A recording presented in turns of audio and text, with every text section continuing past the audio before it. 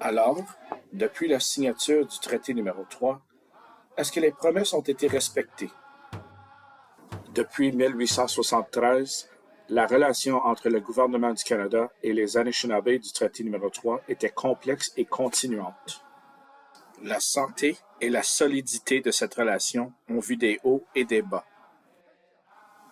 Après la signature du traité numéro 3, il y avait peu d'infrastructures pour concrétiser les termes de l'accord.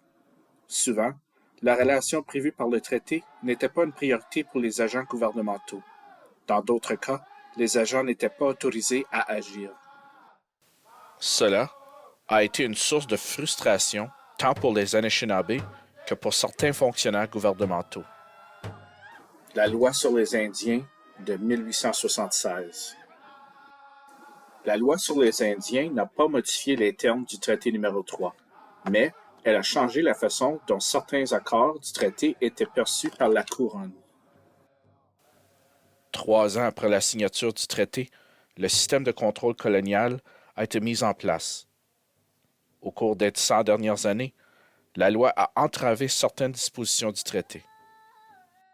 Le traité numéro 3 depuis 1873. Lors des négociations du traité numéro 3, plusieurs sujets importants ont été abordés.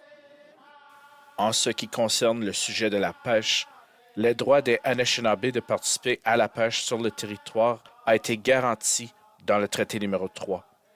Le poisson, en particulier l'esturgeon, est essentiel pour l'économie, les pratiques spirituelles et la source alimentaire des Anishinaabe.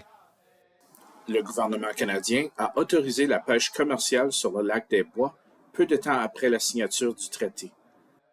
À l'époque, la conservation n'était pas une priorité.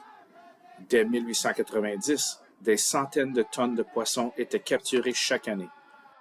Les chefs Anishinaabe ont adressé une pétition au gouvernement fédéral en 1892 pour limiter la pêche de l'esturgeon. Leur demande a été ignorée et la pêche à l'esturgeon était presque épuisée.